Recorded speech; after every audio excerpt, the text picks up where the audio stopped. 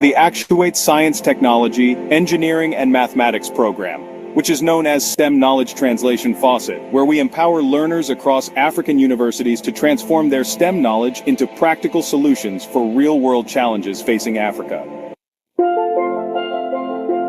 Our primary goal is to equip students with a framework for translating their STEM knowledge into actionable solutions. We believe in fostering a culture of innovation and problem-solving within the African STEM community. Our objectives are clear. Provide learners with a structured approach to translating their STEM knowledge. Encourage innovation and critical thinking among STEM students. Incentivize learning through our Learn to Earn program, where students earn Actuate tokens. Promote the development of solutions that directly address Africa's unique challenges. The Learn to Earn program is a key component, rewarding students for their knowledge acquisition, retention, and application with Actuate tokens. These tokens serve as both an incentive and a means to further their projects. Through this faucet, we aim to see innovative solutions that tackle issues like energy, agriculture, health, and technology, all while nurturing a new generation of problem solvers. Join us in the Actuate STEM Knowledge Translation Faucet and be a part of the change. Transform your knowledge into real-world impact and contribute to a brighter future for Africa. Empower your potential. Innovate for Africa.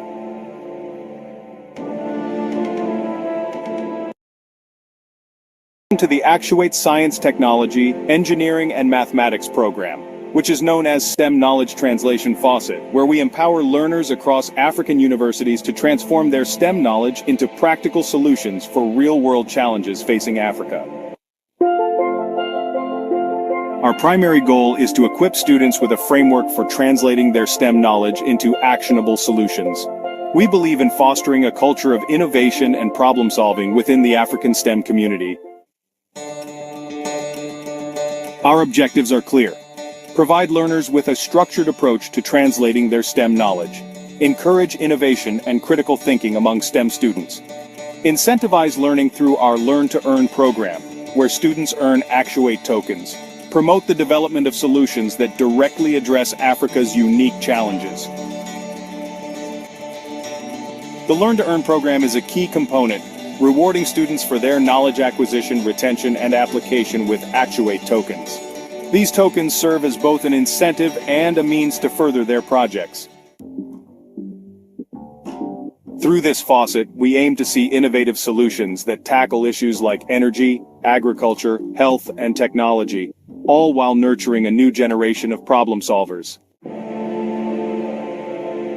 Join us in the Actuate STEM Knowledge Translation Faucet and be a part of the change. Transform your knowledge into real-world impact and contribute to a brighter future for Africa. Empower your potential. Innovate for Africa.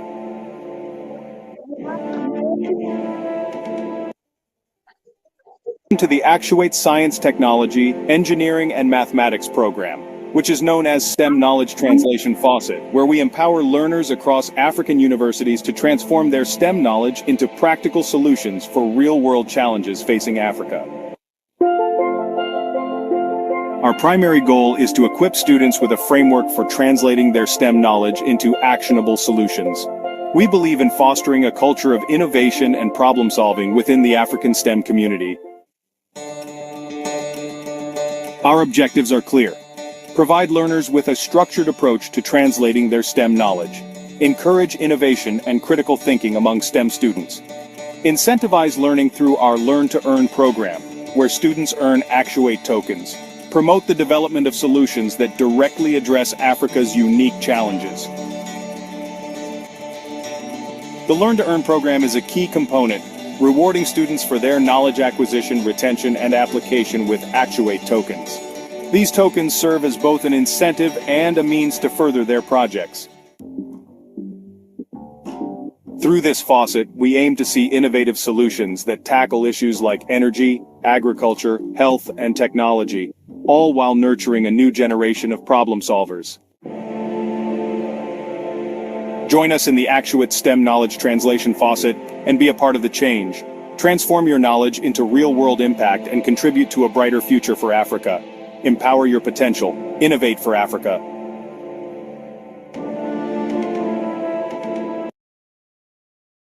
to the Actuate Science Technology, Engineering and Mathematics program, which is known as STEM Knowledge Translation Faucet, where we empower learners across African universities to transform their STEM knowledge into practical solutions for real-world challenges facing Africa.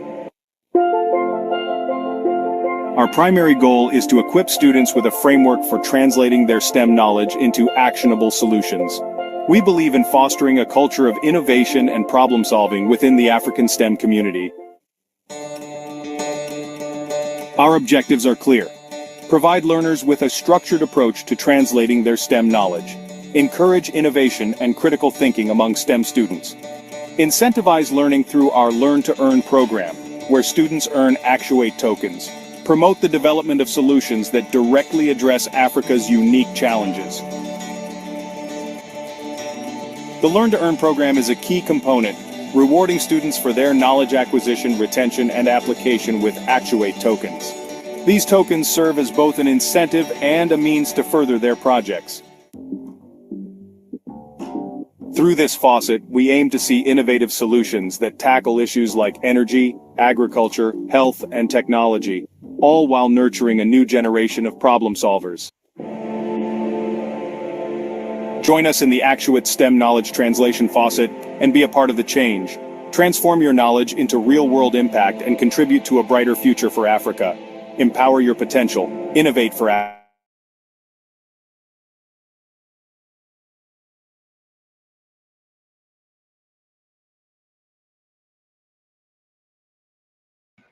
Hello, Augustine. Hey, Frida. Yeah, we can begin. Okay. So, hi everyone, and thank you so much for making time to yet another Actuate incentivized STEM Learn to Earn session. And last week we had a discussion about how we can leverage quadratic funding approach or mechanism to enhance ideation phase in STEM knowledge translation. We had Rosa Chiang. And now this week we are having a discussion about now how we can come up with small versions or how we can leverage quadratic funding to come up with small versions of the actual products or the STEM products to now go to the field and test the feasibility and even desirability of the product. That process is usually capital intensive, very expensive, and we need to think outside the box. And that's what we are here today to have a conversation and explore how we can leverage this powerful mechanism called quadratic funding to catalyze that process. So we are having our topic master, Daphne Willeta. Daphne Willeta is a fourth year student pursuing financial engineering at Actuate, Georgia. And we are blessed to have her today gracing our session with a presentation about this topic. So she's the first speaker, and then after there, I will invite our CEO, Dr. Macharia, to give some few comments and remarks about the topic. Then after there, I will invite Diana to give us progress about the summit and some few summit announcement.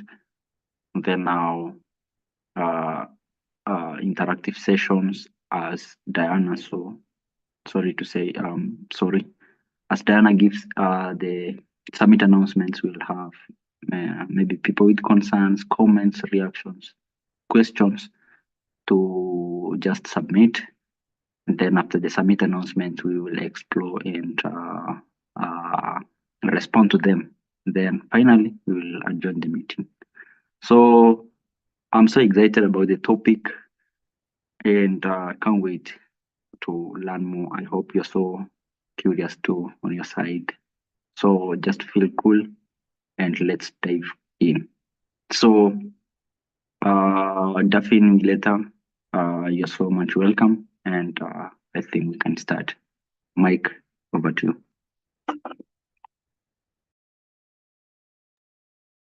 Thank you so much, Augustine. I hope you can hear me. Yes, just some small energy. Oh, sorry, I have a bit of a cold, but right now you But can hear me clearly. we can hear you. Sorry about Okay, that. thank you. Okay, thank you. So, as Augustine has said, today we want to dwell more on quadratic funding and what quadratic funding can help us as STEM students or as STEM individuals. So, I'll go right into it without wasting any time. So first of all, I'd like to just remind us what is quadratic funding. So quadratic funding is more of, as he has said, that more of STEM project or STEM, whatever we might want to do as STEM people requires a lot of finance, and hence this becomes a challenge because finances are always a challenge. So quadratic funding comes in to help us gather funds and help one another in the project that we are gonna do as STEM people, and make them cheaper or make them easier for us to actualize our ideas in the real world of what, because it's always an idea until it's actualized. So quadratic funding helps us allocate resources that can be beneficial to STEM and the knowledge we've had and the knowledge we want to actualize as individuals or as groups. Yeah. So on to what we are going to do today is quadratic funding for prototyping phase or the stage in STEM knowledge, translation, and commercialization. So quadratic funding in actualizing STEM knowledge. Once we have an idea, because once it starts as an idea before it becomes an actual thing. So once it's an idea, you can't just go into it directly because you have to test what you have put on paper, what you have put in your mind. So what is that? That is what we call prototyping. Prototyping is where you create, maybe if an example you might want to relate with is, if I'm creating a website and I want to see if this website is okay, I have to use some information that maybe it's not the actual information I want to be in that website, and then I use this information to put in that website and see the outcome. That is what prototyping is, using information or using a smaller version of what you want to test if it's going to work. That is what I understand by prototyping. So in the context of quadratic funding, this helps to address the challenge of funding in the early stages of projects. As we want to lay the foundation of a project or an idea that we have, we'll need finances. So quadratic funding comes in to help us in these early stages, because if we lay a good foundation, then our project might be, or higher chances of it succeeding, or higher chances of us seeing the end product is are high, because if we are able to overcome the challenge of finances, then it is easy for us to get to the end point. Yeah, so how does quadratic funding work? One, I'm thinking of it as a funding pool. You see, where we say a pool of funds, like one, two, three people coming together, and then it becomes easier, sorry, easier for people to reach the end point. If maybe we want some money for some project, or we want some money for something that we as a group have decided, then we have to pull funds from each and every one of us. That is how I'm seeing it. That is how I'm seeing quadratic funding in this essence. So how is this done? A central fund might be established, and then contributions might be made. This is from maybe grants, this is from people themselves, or private entities, sorry, or the public.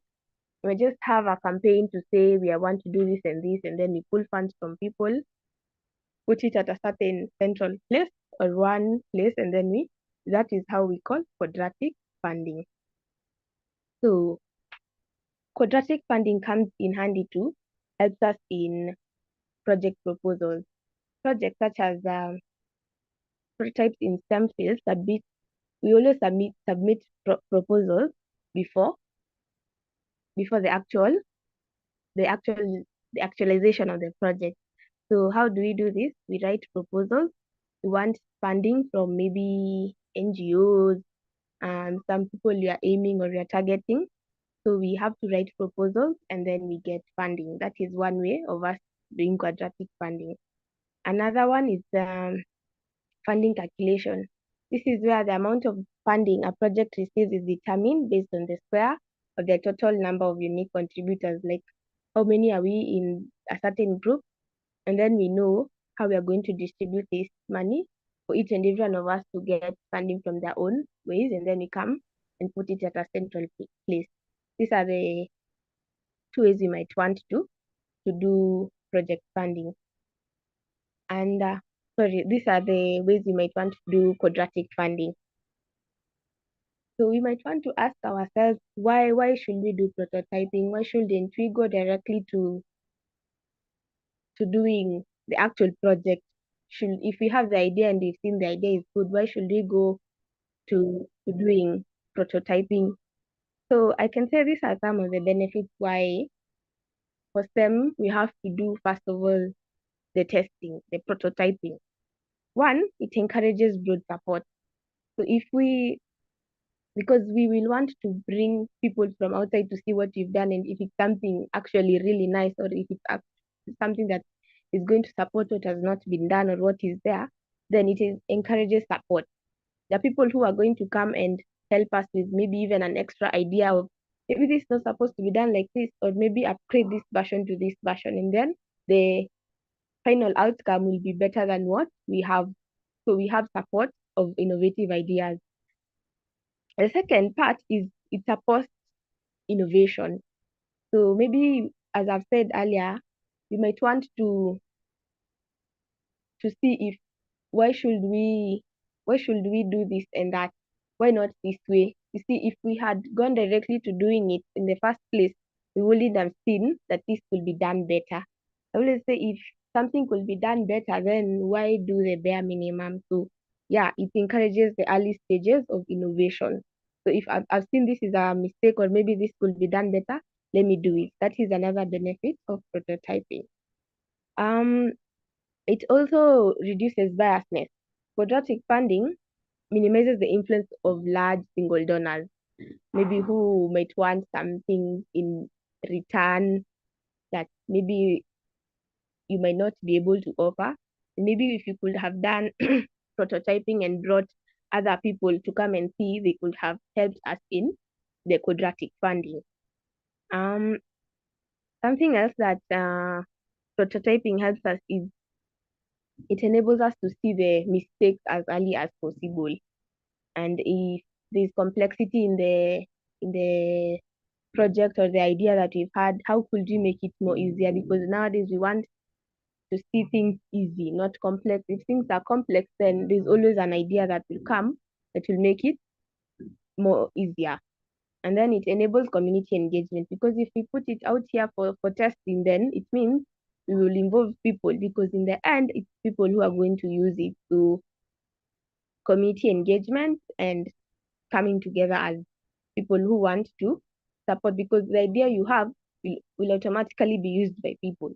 So if people don't have the consent, or people don't know what you're doing, then it won't even be accepted well into the community or into the society. And finally, it will also help in the validation of proposals. If you bring to me an idea and I see at the first time, because I won't sometimes it's difficult for people to accept things at the initial stages. So if I see the idea and how it might work, because prototyping is how will it work, then it helps the person who wanted maybe to fund us to validate our proposal, and we go on doing the actual project. Yeah, so I can say those are some of the benefits of us doing prototyping. And in the end, it comes back to quadratic funding, because with the support, with the validation of proposals, with the engagement of the community, we definitely might get people who are ready to help us. And I think this is the main benefit of the prototyping phase in STEM projects. It encourages much and more of people coming to see what you're doing. As much as it may not be financial assistance, it could also be the information they give us that could help us understand what we are doing, and maybe they could make it better, or maybe they could join us and do something bigger and better in a way that we couldn't have seen if we could have gone directly to actualizing the project. Wow, okay. The next thing I would want to talk about is why prototyping phase again in the same knowledge now. Because now we want to narrow it down to what are we doing as STEM people. Because STEM people, um, we want to actualize our knowledge, because more of our knowledge couldn't just be in our mind. It has to be done physically, let me say physically, and this comes to the need of us doing it commercially. And commercially means we'll have to access funds. It brings us back to why we have this topic of the day, quadratic funding, and in the stages of prototyping. So the need for this, as I've mentioned earlier, is just for the feasibility of the project, to see it to the end, and to actually know if it is the right thing to do, and why should it be done, and how, and if it's going to work. Because us saying it's going to work is by making sure that we have the finances, we have the human capacity that can do that, and all this coming together, they make a project become successful in the end. So in the broader perspective, because more of what Actuate does is to make the continent now as Africa think in the same, have the same mindset, especially as STEM people or as STEM students. What can we do to benefit the larger population or the larger people in our continent? Because more of, we might have projects, we might have ideas, but then we can't find or we don't have the resources to actualize what we are doing. So one of the things that we need to do, or how we are going to make this work, is by coming together. One is, what idea do I have? How can I make it work? Or how is my idea going to help the other person? Or who do I think am I going to approach and make the idea work? So these are some of the spaces that we want to actualize, because as STEM students, we always have, because you can't just be studying and not knowing what you are doing. We have to do something in reality for us to know, this is something I learned in class, and this is how I'm going to apply it out here. So that is how we think of STEM in a broader perspective. So how do all these benefit us as Africans or as people in general? So one is increased access to funding, the broad-based support. By us amplifying what we want to do and the impact of the small contributions, then quadratic funding helps projects secure funding that could otherwise be inaccessible through traditional means. If we have many projects, if we have many people coming to support us, then this increases the accessibility or the knowledge diversification to many people, and hence now we get more contributions, we get more support at the lower stages. Because if it's not at the lower stages, then it becomes difficult for us to even, we might start well, but then finishing is the key point. How are we going to finish this idea? Is it going to be really out here, and people are going to see what we are doing? Or Is it just going to be an idea that was started and it never got to get somewhere? And the second point where implementing quadratic funding helps us is enhance local engagement and ownership.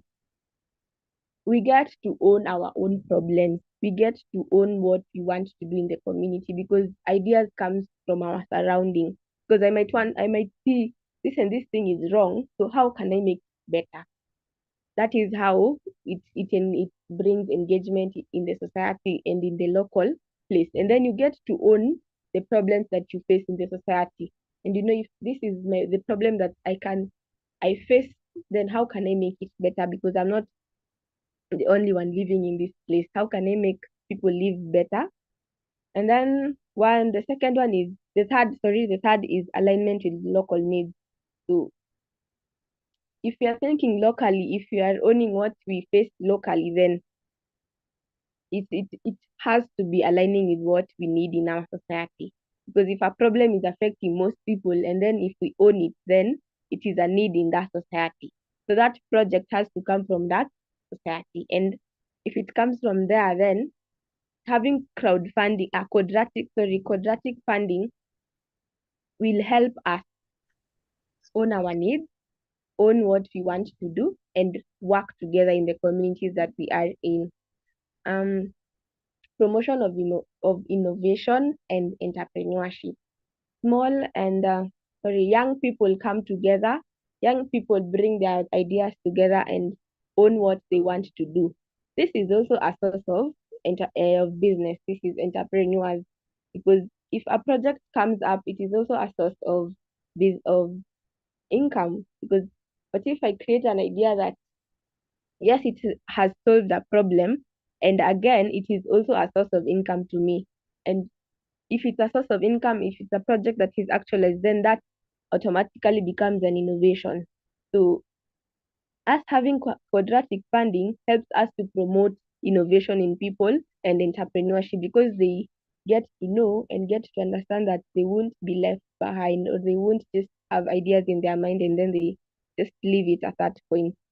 And then we get to have localized solutions because if people we get support from a broader perspective from the local communities, then that means local solutions have to be provided because my idea, the idea of my neighbor, the idea of another person in the local community helps us to come together and bring a solution that will be accepted by us, people living in that community.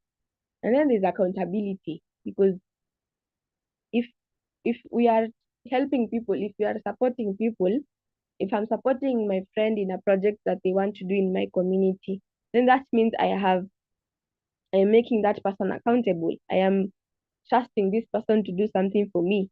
And if that comes together and we become together or we get to be transparent in our communities and we get to live fast very well, we get to have solutions for our own communities, we get to have trust, and then there's effective use of the funds that people are using. Yeah, and then I could say another point that could help us is economic and social benefits. This is from the point I said entrepreneurship, because it's a source of job and employment for people, not only for those who have created it, and but for also the broader perspective, because if it has left the prototype stage and then gets to the actual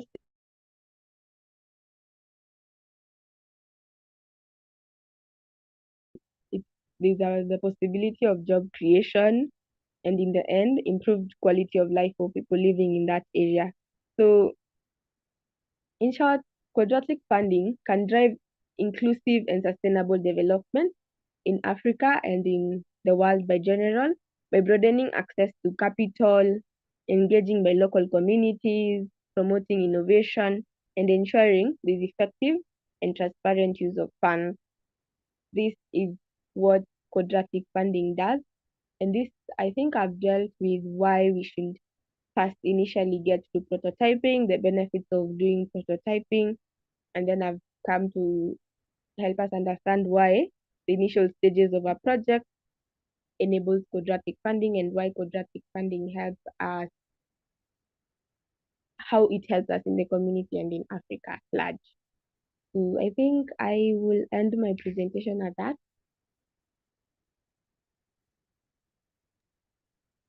Thank you so much, Daphne Mileta. That was so comprehensive and informative presentation, talking about what is quadratic funding again, and what is prototyping. It's all about, and it made us understand that it's all about coming up with small version of a service product to test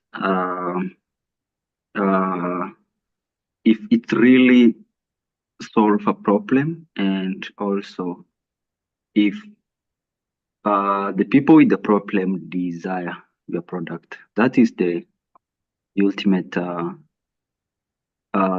goal of prototyping, to get to understand if your project or your service or your product is really solving the customer goal, and also if they are ready to get or to do away with their competitors and pay for your product or service.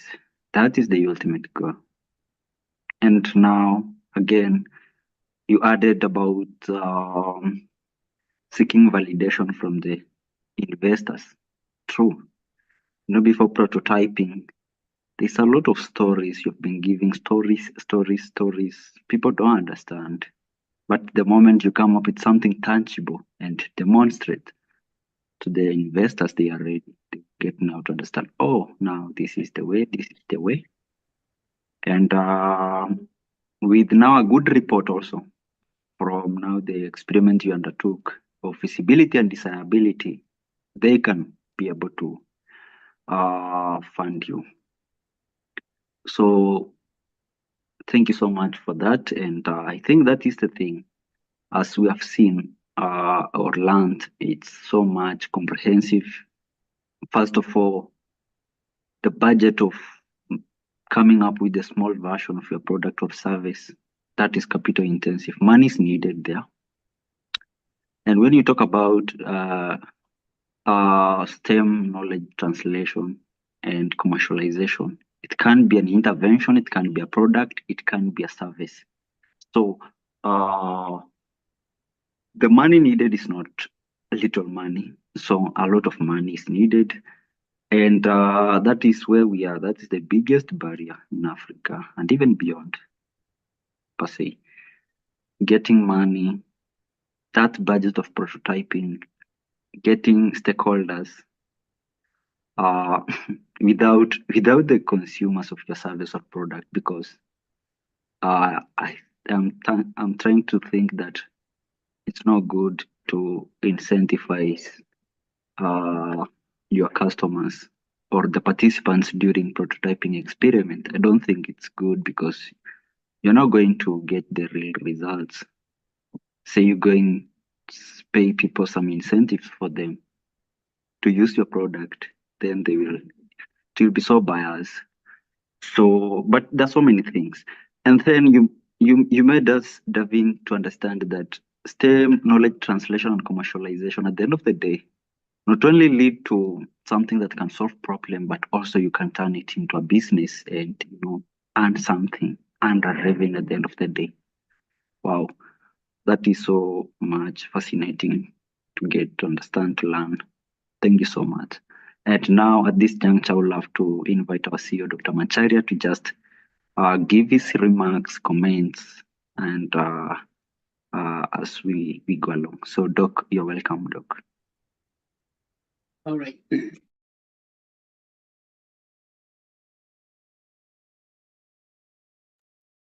Doc, you're muted. Okay, and now can you hear me? Yeah? Yes. Yeah. All right. Well, thank you so much. The name is Daphne or Daphne? Daphine? Daphne? Pileta.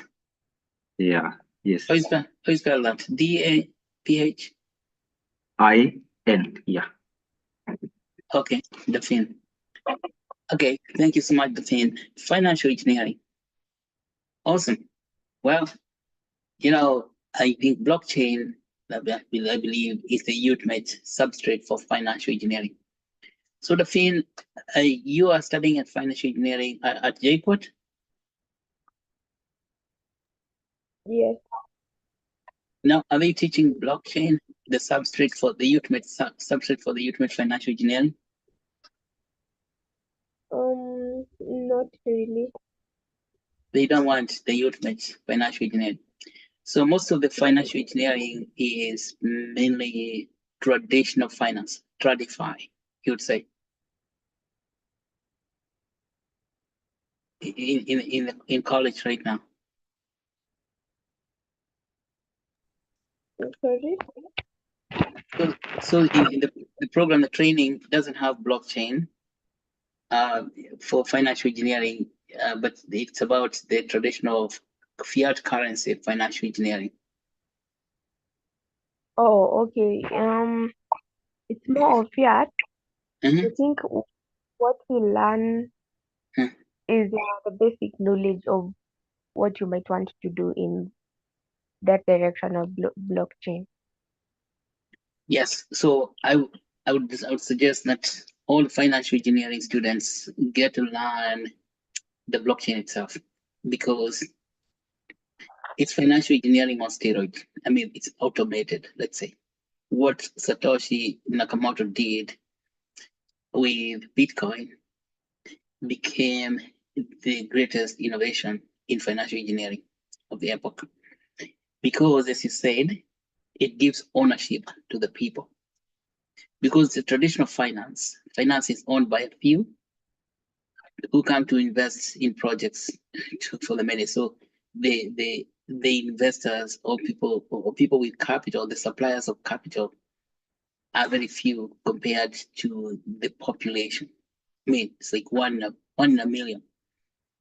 Okay, so quadratic funding makes that go away. It just gives us full independence, and you could say, in participation of local people. Local. That means the users of the product that you want to develop participate in financing the project that is being developed. See, or the product that's being developed. So the users. So the users become the owners, become the investors. So this side of capital acquisition in capital formation becomes totally democratized. That the process is spread out throughout. That just local people who initially never knew how projects are funded becomes salient stakeholders. They become key players in financing because of the blockchain itself. That has only been possible with the blockchain. So projects, a lot of people say in Africa, they do not know that product development is a very complex process. What we talk about translation science, from idea to product, from study to application, to applying your knowledge. So as you said, the thing is that students are just gathering knowledge in school, but they need to apply that knowledge in the real world. So that of the step of getting the knowledge from the study to application is an expensive process. A lot of people give up there because it involves many steps that consume a lot of money. Okay, and people cannot imagine, like ordinary person cannot imagine, how am I going to put together the money to create that product, particularly say an engineering product, and then bring it to the market so that people can benefit from this new product. That's usually very, very hard. And of course, requires a lot of imagination. I think the hardest part is putting the money together. So that's why we have this faucet, we call it faucet on translation for science, technology, engineering, and mathematics knowledge. Because Africa is rife with a lot of theoretical knowledge, but it is a desert of of practical solutions from that knowledge. So the knowledge itself is not useful. The knowledge is dead. That's called dead capital. So, and this means that when people go to college, they go to university, they get all that knowledge, then they go back home to their own villages with knowledge full in their heads, but without any practical applications. So that's why we're here in Actuate Foundation to see how we can actuate, put into motion that process of translation of knowledge from the theoretical knowledge into to practical solutions. So we say that's the general idea, and that requires money, as it requires us to figure out how to organize money. So organizing money on the blockchain to fund this process by the blockchain becomes pretty easy. But before we can do that, we have to understand the process so that it can become easy, second nature. So this is taking the job of the Capital Market Authority. See, the Capital Market Authority, CMA, which runs Nairobi Stock Exchange and such people, taking that job away and putting it in the hands of the people. Local wananchi become the decision makers in capital formation. That capital formation is not a monopoly of Capital Markets Authority. Also, like in the United States, would be Security Exchange Commission and the stock markets, like NASDAQ and New York Stock Exchange. So that work is removed from those people, away from Capital Markets Authority, and is taken to local wananchi, who are the users of the product that needs to be developed. See? And now the person developing this product is an engineering or mathematics student who have come up with an idea. So it begins there. So this person has developed this idea from what? Just observation. You see, ideas come from the surroundings. That means observing what's going on so that you can create a solution to enhance people's lives in the local surrounding. So that's the general picture of doing it.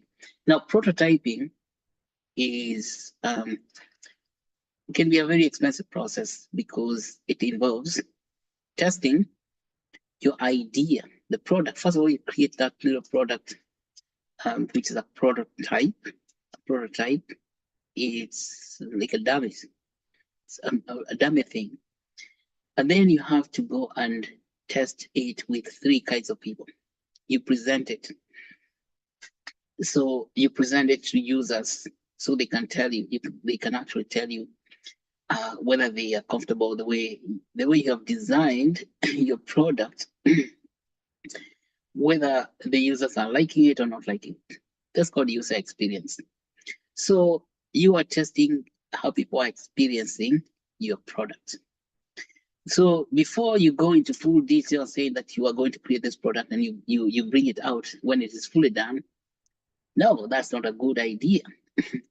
Take a simple product, they begin the idea, then you take it to a small group of people who are your friends, colleagues, or who can be users, and you test with them so they can tell you, they can give you feedback on how they're experiencing your product. So your testing experiences, because you cannot know how people will like your product unless you know the experience, how they're experiencing it, whether they are liking it.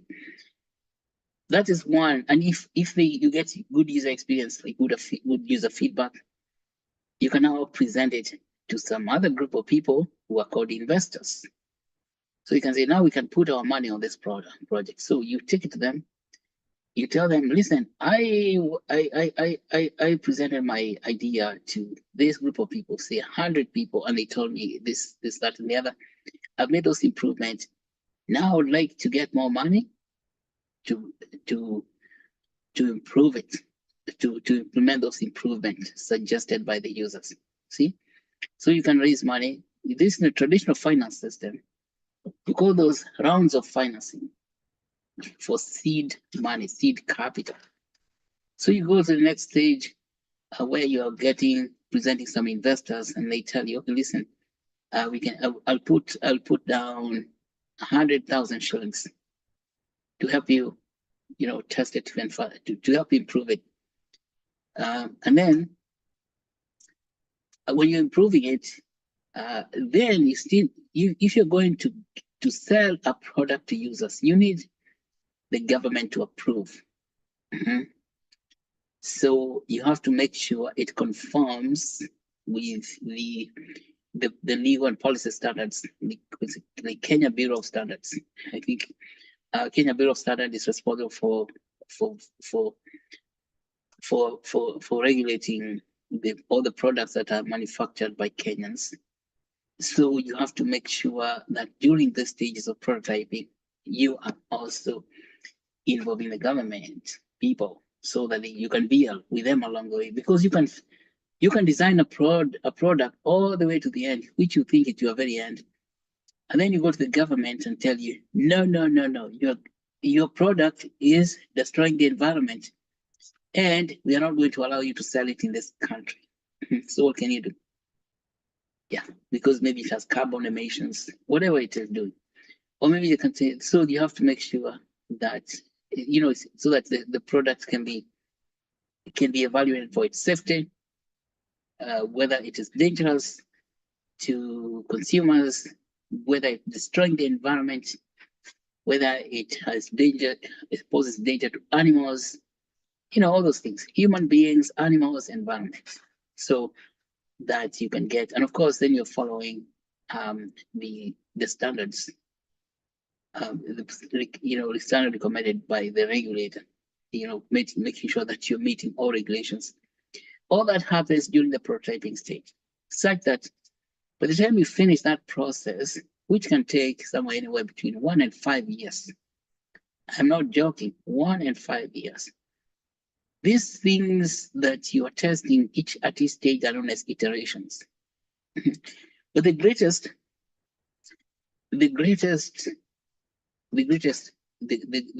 tester, the person you want to worry about the most is the user. Because if the user likes your product, then you know that you've got a market for that product. And that is why quadratic funding becomes a very powerful process. So we said about the three people: users, the investors, who are in the traditional finance system, used to be people called venture capitalists or angel investors, and the government. Okay, so these three groups of people.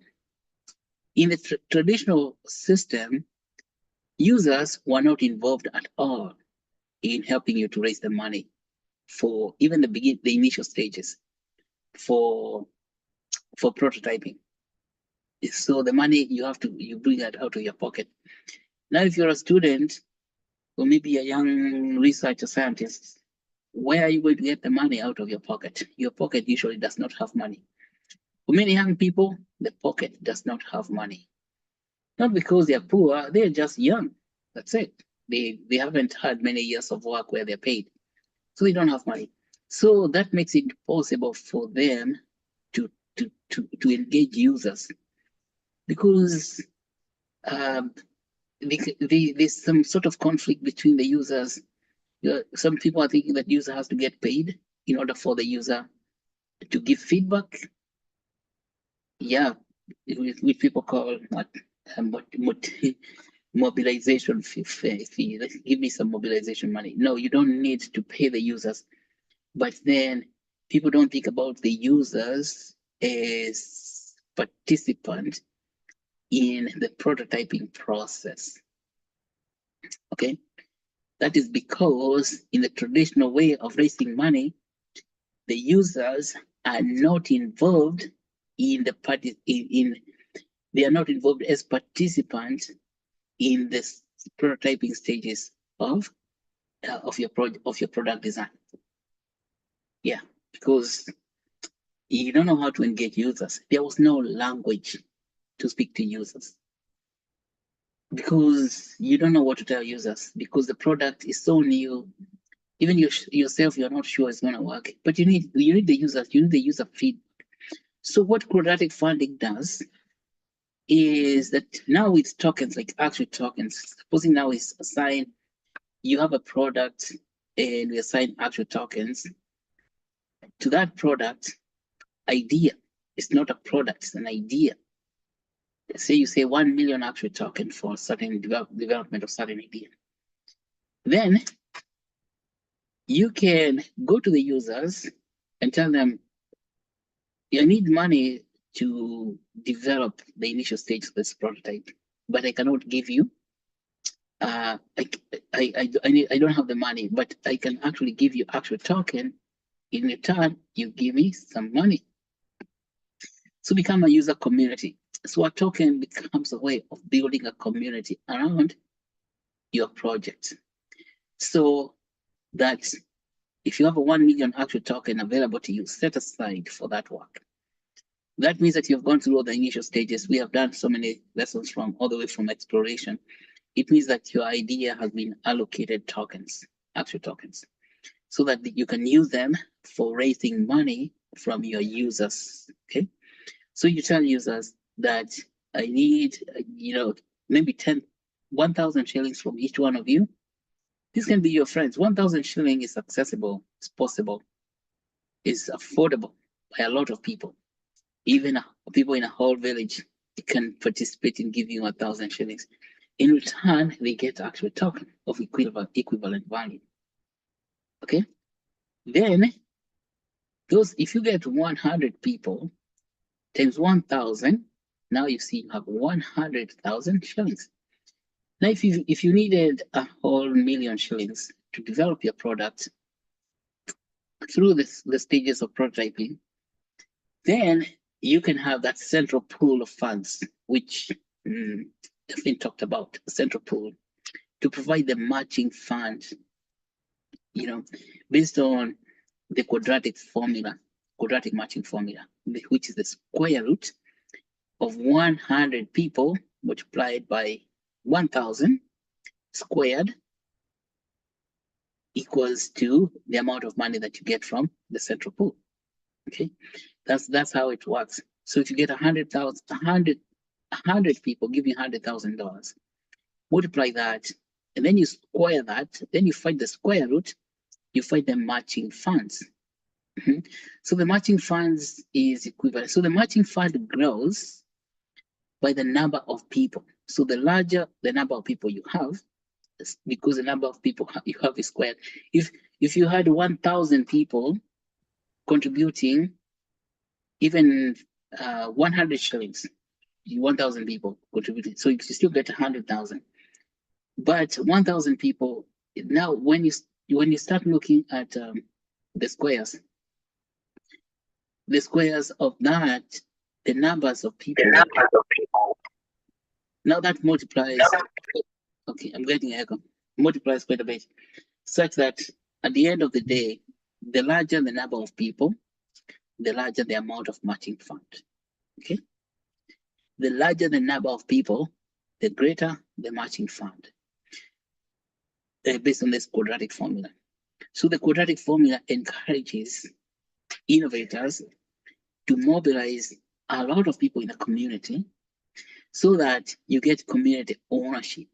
So ownership now comes from, in the traditional finance system, ownership is a few people owning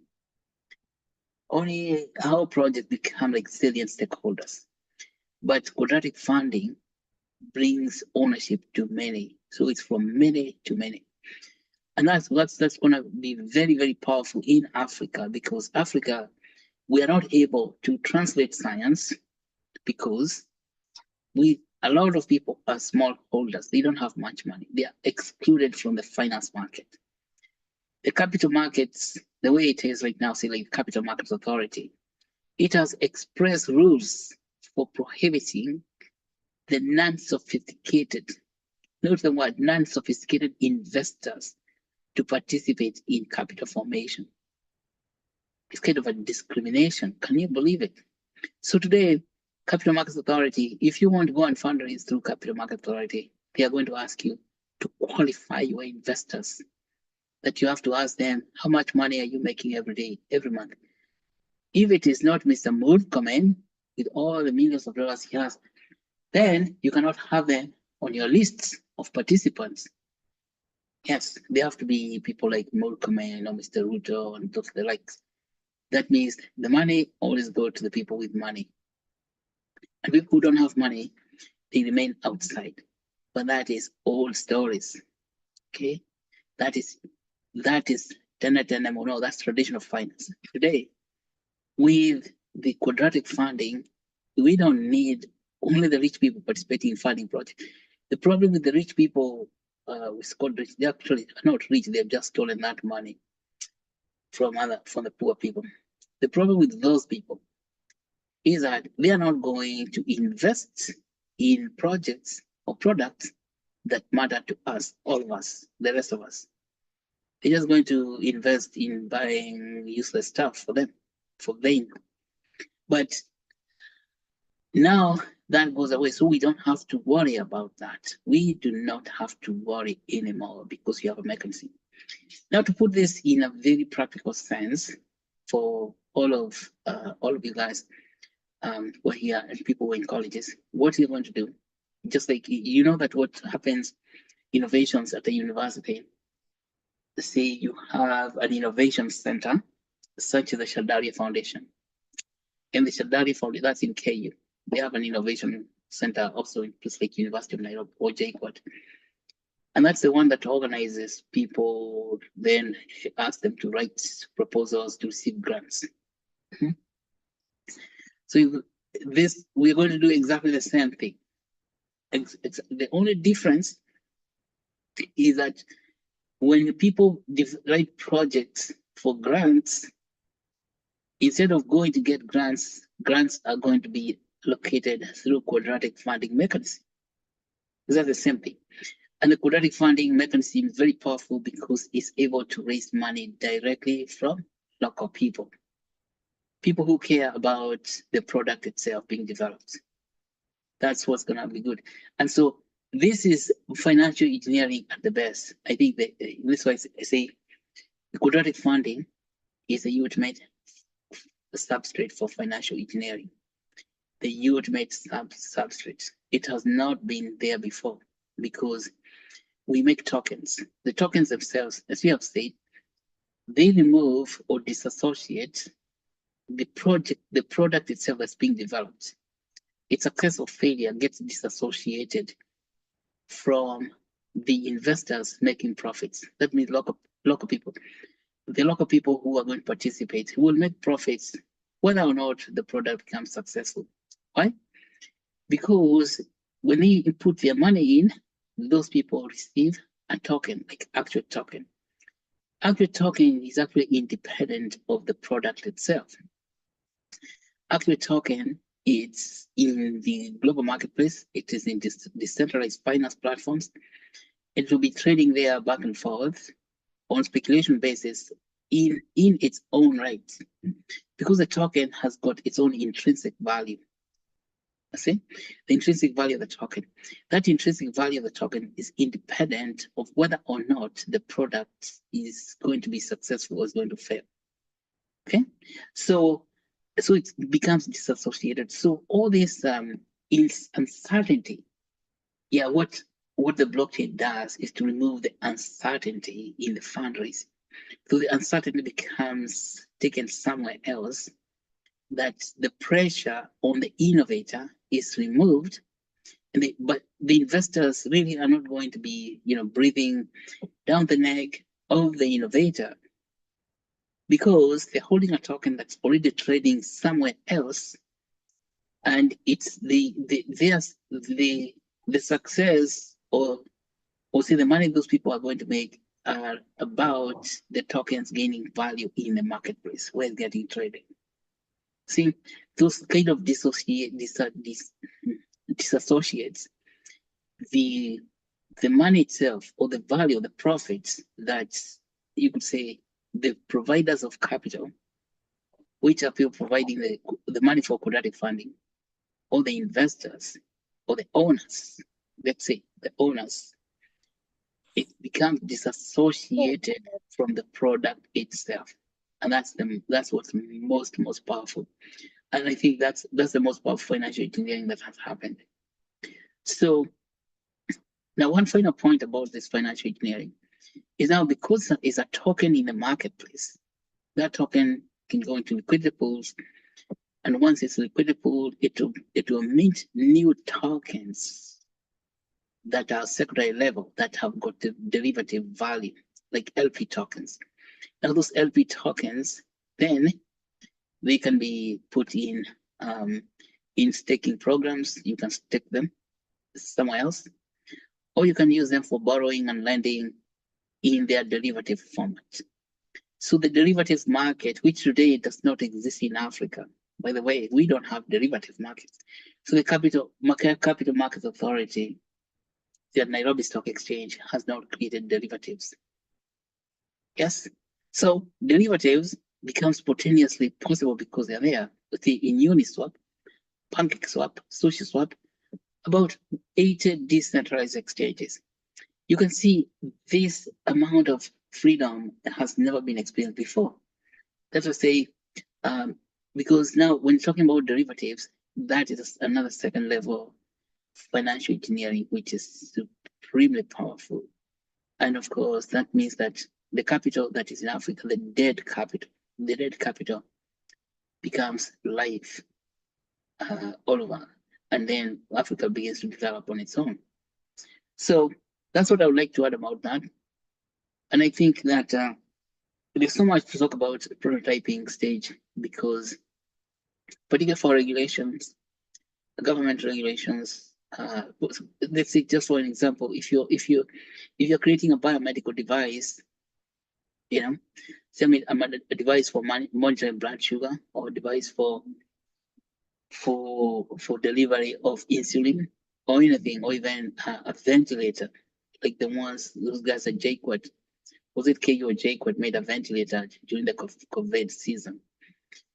You see, you have the prototype. I think the guys that those engineers who made a ventilator had a prototype, and of course, then after they make that, they have to get it through a lot of testing, which we call clinical trials, as we were talking about in biomedical research translation.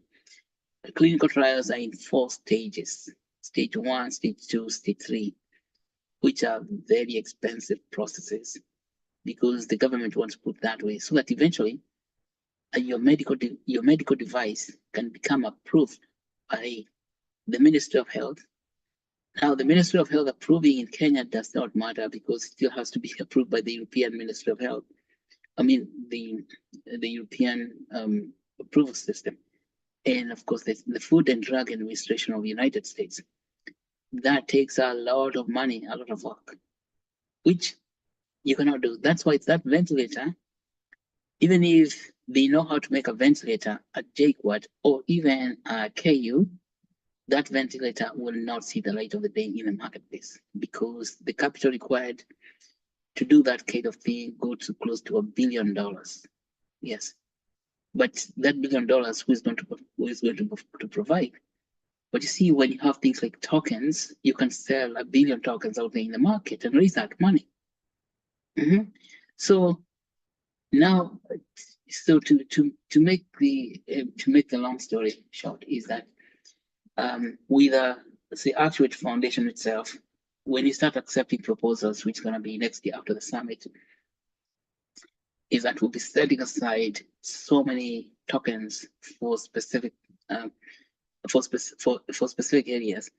Ideas can come out, and then we finance them.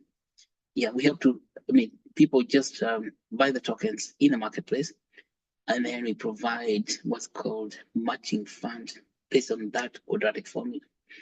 That's why we want to discuss all these things this year, so that people fully understand.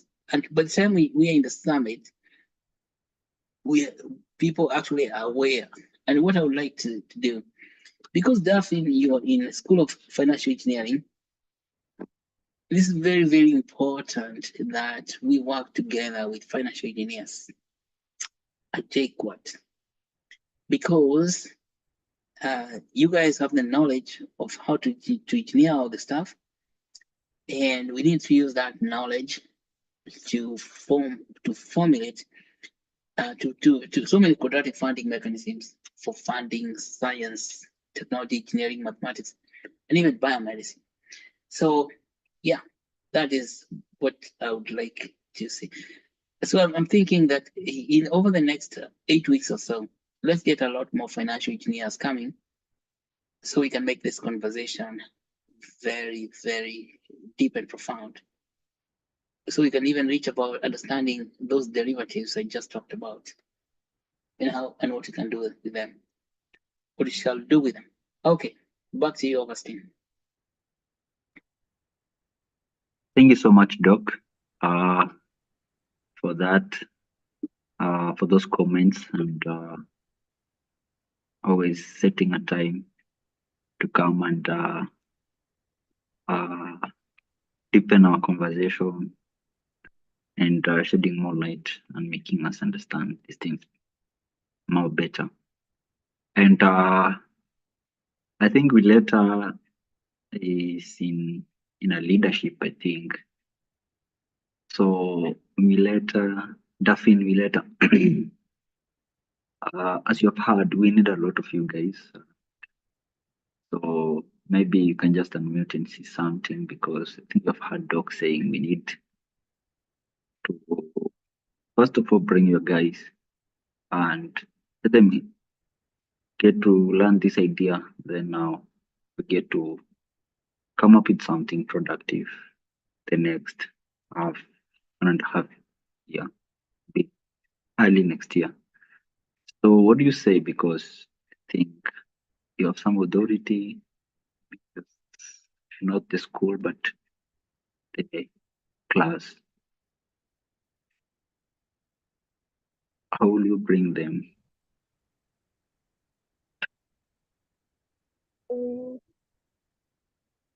Okay, I think because we are almost opening schools in the next 2 weeks or so, it is easier to do this more physical, because you see, right now our group is kind of dormant. Everyone is at home. Yeah, so I think the only way to get them this information more is by having them back to school and now letting them know about this information. Okay, But okay, my close friends, I know those are going to join, but then the larger group, that is the class, success them well is to when they get back to school. I think they're more active. School matters that time. okay, okay. So we keep in touch so that now we can actualize that. All right, now I would love to invite questions, comments. You can just unmute or raise your hand, and also chat. Just chat your comment, your reaction, your question, your concern, and anything, even with about the summit.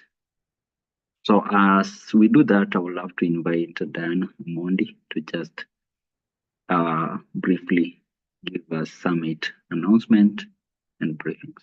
So back over to you, Diana. Sorry. Okay, thank you so much, Augustine. Good evening, everyone. So I'm going to take you through Pre-Boston Nairobi Summit announcement. As you all know, coming this December from 3rd to 6th, we are going to host a summit at Kenyatta University.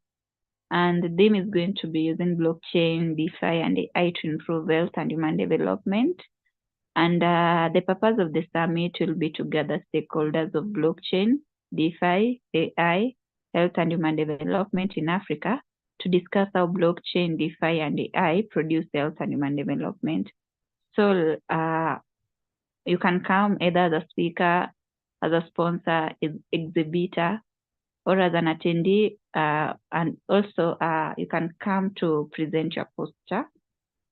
So if you go to our list of speakers, we've got a varieties of speakers with different specialization, with different area in specialization. So you can go to our website, actuate.bio, go look at the list of speakers. So don't be left out. You can go still register as a speaker so that you can attend the summit either as a speaker And also right now we are looking for the exhibitors and sponsors for them to come to the summit. So for you to come to the summit as an exhibitor, there's a certain exhibitor booth fee that you need to pay $1,000 so that you can come to the summit and exhibit as an exhibitor. And remember, if you come as an exhibitor, you'll have some benefits where you'll get a chance to have a prime booth location where you will secure a prominent space on the conference floor to showcase your product and services.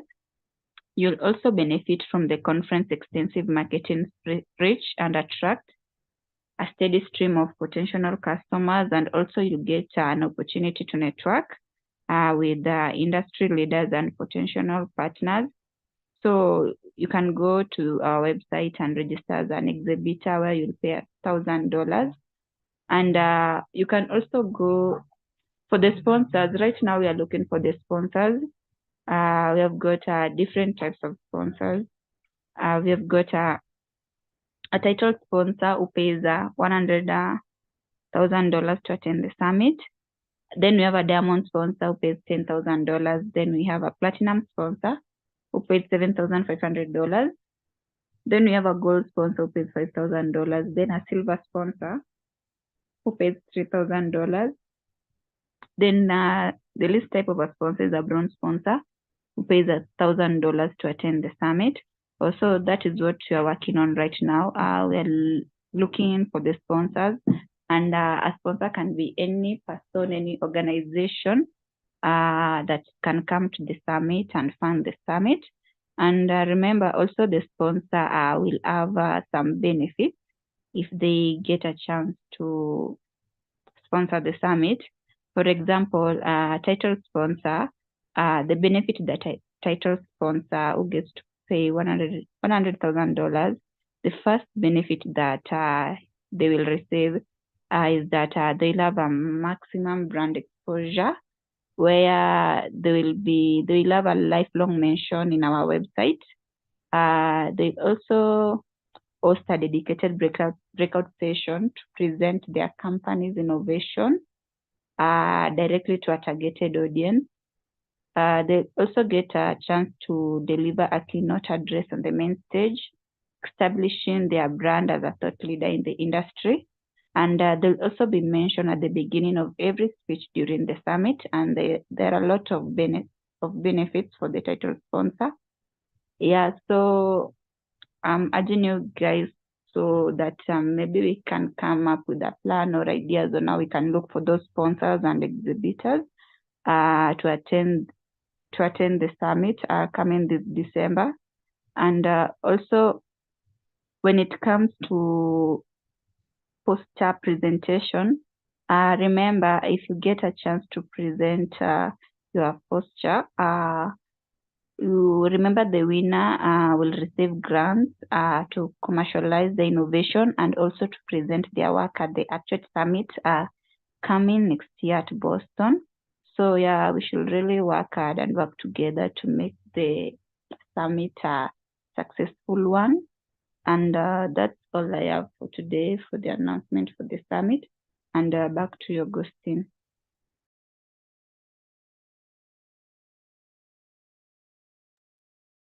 All right, thank you so much, Diana, and I hope everyone have gotten.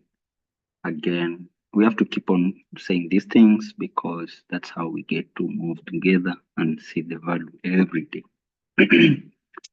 Someone from Nigeria, Aristotle, I don't know if you are in. I hope you have learned because we wanted to know more about the summit. Aristotle, can't see. Okay. So, Doc, you have something to add?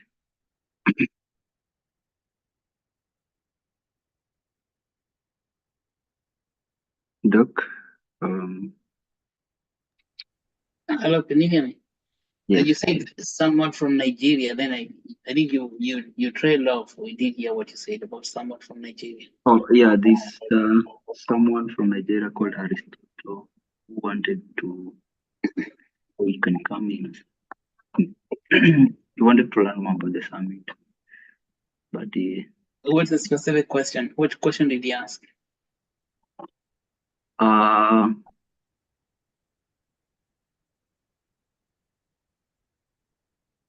Did you pose a question? no. You just reach out to me via inbox. I think you gotten the Inbox, flyer from social media. So inbox on WhatsApp? yeah. Okay.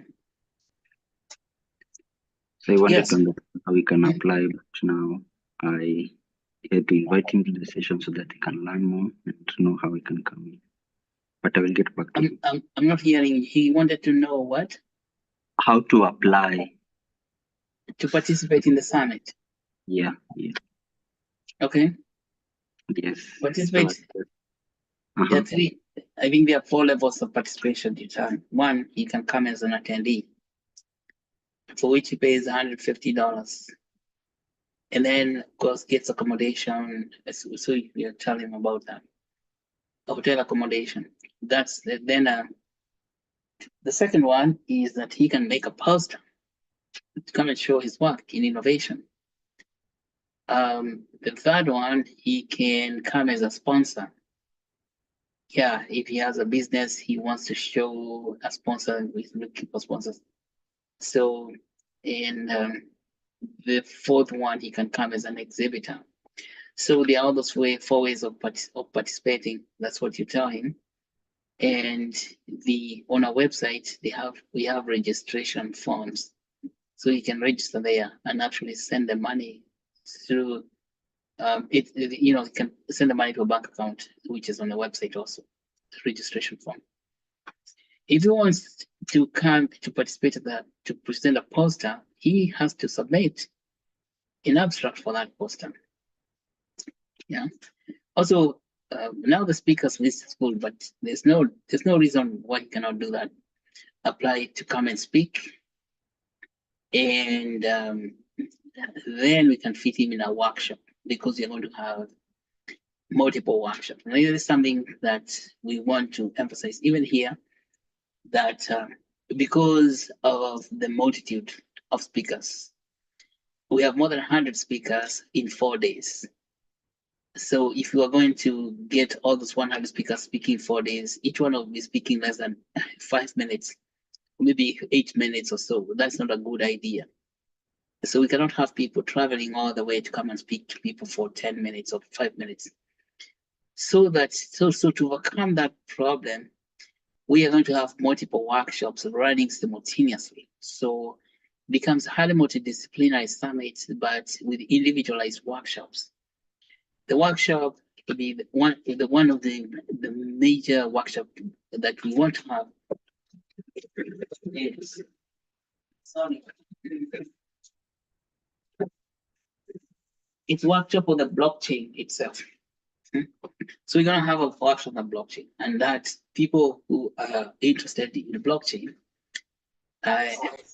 it's gonna be one day it will be a blockchain, but then we have a very in-depth workshop on blockchain that will cover everything blockchain, from wallets to exchanges, liquidity pools, quadratic funding, and even for those people who are interested, we do a hackathon in that blockchain workshop. Okay, so I want to announce that workshop is getting a lot of good response. So if you want to know a lot more about the blockchain, come and participate in that workshop. It's going to be a side workshop, okay? So that you don't get overwhelmed by all the other knowledge going on, like orthopedic surgery. Then, of course, we're going to have a workshop on orthopedic surgery. That, you see, the workshop on orthopedics will be what can you do with decentralized finance and artificial intelligence in orthopedic surgery, or the use of decentralized finance and artificial intelligence in orthopedics. So that's going to be a big workshop, you see, combining those 3 things together. And then we have workshop on all the other body system, from mental health, that's psychiatry workshop, through to dental workshop, through to, that's for the ENT, dental, and then ENT and ophthalmology workshop for eye diseases. And then workshops on heart diseases, chest diseases workshops, and then workshop on diabetes, let's say endocrine diseases. And all these workshops, each one of them is examining how we use artificial intelligence blockchain on that particular specific disease area. Then we have workshop on women, African women in decentralized finance, women in finance. In that workshop, we'll explore deeply about finance itself. How do we bring finance down from capital market authority to the ground on the cell phone, decentralized finance platforms, which are available on the cell phones. So that empowers a lot of women. And so that's going to be on a women workshop on decentralized finance. And then there's so many other things. So people who are leading women businesses and entrepreneurs, with that workshop. And then we have workshop on agriculture. That's food. Food is everything. We are food. And then workshop on water. So you can see that these are gonna be, that's how we're gonna make a room for more than 100 speakers to be participating in a summit. So it becomes not all speakers, not you sitting down listening to all the speakers, but you're choosing the workshop that you want to participate, which is going to be what you call a breakout session, which is a side session. Yeah. Meanwhile, we shall be having one keynote address each day. No, I think there are going to be 3 keynotes where people get together and then have a keynote. Then after that, they break out. So that is how we're going to do to accommodate all those people. So 1 keynote or 3 keynotes. So 1 keynote in the morning on the blockchain where everybody attends. Then after that, people break out in their workshops. Okay. Then another keynote in the afternoon, which is about health access. Then everybody breaks out in their workshops. See, like that for 4 days. So we have 1 keynote, then breakouts, keynote, then breakouts. The reason for that is to make sure everybody has got a chance to express themselves and to show their innovations.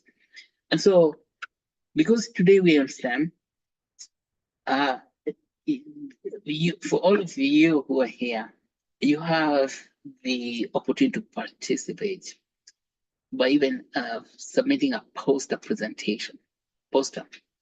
of your innovation. What's Duffin called idea? Okay, your poster is a poster of an idea. Now, if we have at least 100 speakers, and each speaker attracts about 10 people, we are talking about 1,000 people in person. Okay, this is not even a joke anymore. 1,000 people. Now, if you make a poster, what is the likelihood that 10 of those 1,000 people are going to see your poster and like it? The likelihood, that's probability. For all those people who do probability mathematics, they can calculate that. For me, I'm saying the likelihood is 100% that your poster is likely to be seen by at least 10 people 100% of the times. Okay, and that's what you need. So those 10 people, what's the likelihood that 10 of those people would like your idea so much that they want to invest in it? Again, that likelihood is 100%. And so the distance between your poster not getting investment and your poster getting investment is just your decision to bring the poster for presentation.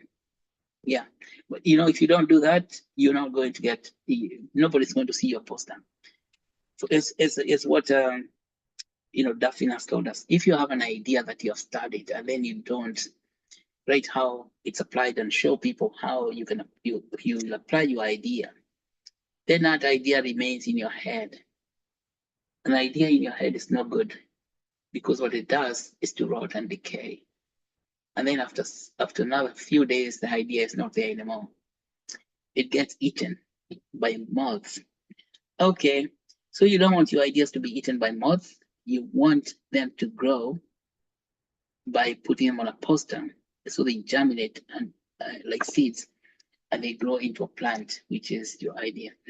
Okay, so that's what I would like to say about the summit. I think it's very exciting, very, very exciting. I've talked to a lot of people this week, and they're also all very excited. So things are going to be happening. And number two, I think what you were talking about, Jake, was financial engineers. It's absolutely necessary. We get financial engineers. We start working with them right now. So even if they're on vacation, they're on WhatsApp. Okay. So what you do, what I would say later is that let's get this your colleagues on a WhatsApp group, but in two main areas. Two main areas that need financial engineering. Honestly, three main areas. Number one is biomedical research translation, because how we form capital, because what's the biggest problem today is capital formation, and we already have the tools for capital formation, but we need the knowledge with financial engineers to guide people through the capital formation process, such as quadratic funding. Okay, and also to understand how the derivatives work on the blockchain. See, staking, LP tokens, things like that, and yield farming. All those things are derivative ideas, and how they work. That lots of people do not understand what that is all about. But you guys in financial engineering, you already know it, you know. But now you know it in the tradition of finance. What we are saying, this is already available on the blockchain. So we want to get financial engineers engaged as soon as now. Okay, now and you can have a meeting to discuss, so I can explain to all of them how this thing is working. They already know it intuitively if they have not found the blockchain itself. Okay, so I think what we'd like to do is invite financial engineers to the biomedical research translation, STEM translation, which is what we are doing right now. Also, we're gonna need heavy duty financial engineering through quadratic funding, and also retroactive public good funding. And then everything else, which is health access, women in decentralized finance, agriculture, mental health, all those require financial engineering. Just in case nobody thought about all this stuff, but I'm sure everybody has thought about it. It's all about money in the world. You cannot get anywhere without money. And for that money to work, it has to be engineered.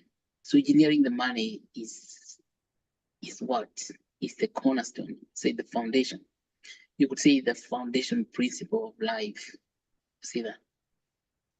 That is what nobody talks about. It's almost as if talking about it is a taboo. Yeah, we are made to believe that talking about money is filthy. Yeah, it's greed. It's not greed. That is, money is what makes this life happen. It's the fuel for life, substrate for life. Without it, even water cannot flow. Even the rain will stop landing from heaven. So basically, understanding money is really, really important for all of us. In particular today, understanding financial engineering, which has always been there, but it still seems like it's a secret for a lot of people, because people don't have, they don't comprehend. This is financial engineering. They start thinking about civil engineering, like building dams, or maybe mechanical engineering, thermodynamics. Well, basically, let me stop talking there. But you can see everything is very, very exciting. The summit is coming up at a very high pace, and people are also expressing a lot of excitement in what is coming up. So I look forward to us all working together and make a very, very huge festival of the commons, festival of owners, festival of ownership. All right, ownership as creators, owners as creators. All right, back to you, Augustine. Thank you so much, Doc, for that emphasis. And I think I'm going to coordinate with Daphne so that we have a discovery call with the team, with her team, and see how we can move forward together these few remaining months before the summit. So, as Diana said, this summit is for every member. At Actuate, this is a community, this is our community, this is a family. So we are belonging. We are not just here. We need to own it. And one way is now during this summit, and as we always keep on emphasizing, you might not have fee for exhibition, but you just have to move outside. And that's how people, this is an opportunity. I mean, can you imagine it this way? That you have an idea you want to exhibit, and you approach some people to fund you to exhibit your product at this global scale summit. They might even fund you more than that exhibition fee, and you profit some. And you're kidding. But consider it that way. This is an opportunity for you to set yourself free. So let's not just move traditionally. Let's try and see things in a different angle. Let's take time. Let's absorb. Let's learn and actualize as what we are always saying here. We actuate things. So as long as the way you're coming here, I'm seeing a lot of people here. People like Liliana Cheng, Komen, Veronica, Elijah. Seem you guys are getting very excited about the knowledge being poured here. So it's not ending here, just attending, but also see how you can do something in this coming summit. You can actually seize this opportunity to set yourself free and open a lot of doors for you. Just prepare some proposal about the poster presentation or exhibition you want, the product you want to showcase. Move to any company, tell them to fund you to come and exhibit your product and get attention and move. As Davin has told us, businesses, this knowledge at the end of the day, you can convert it to revenue and it can bring you something at the table, on the table. Sorry. And yeah, I think that's what we're doing. Apart from translation, we commercialize also. So yeah. So at this juncture, I would love to just share the Google attendance form. As we all know, this is actually incentivized sessions, and we always reward learners for learning so that you be motivated to learn, you retain the knowledge, and actualize here at Actuate. So we just share the form.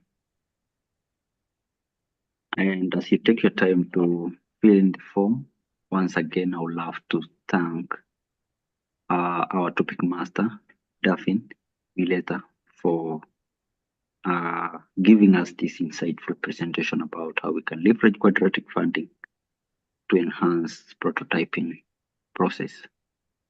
Also, thank you so much, Doc, for setting time to join us this evening and shedding more light on these issues. And to everyone who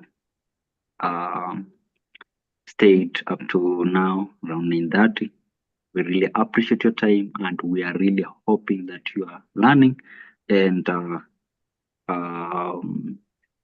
actualizing things on background, and we can't wait to work together and interact together during this summit. This is the way we are mostly 90% virtual, but this physical moment or event, don't miss out, have something to show us, and we are really, really happy and we will be so much thrilled to support you moving forward. So thank you so much, everyone. Until next Friday, when now we go to manufacturing, how we can leverage quadratic funding to enhance manufacturing process. So do always invite your friends, spread the message. Yes, and I've just shared the link to our LinkedIn group, STEM group. Please join us if you haven't, for more content and also submit updates. And also the link to the Nairobi Summit page I've just shared. So go through and start submitting those abstracts, poster presentation, and also now share with where you're working, maybe an internship, attachment, institutions. Share them widely. Share them widely. That now we can have this event successful. Otherwise, thank you so much, and I think we're coming to the end of our session.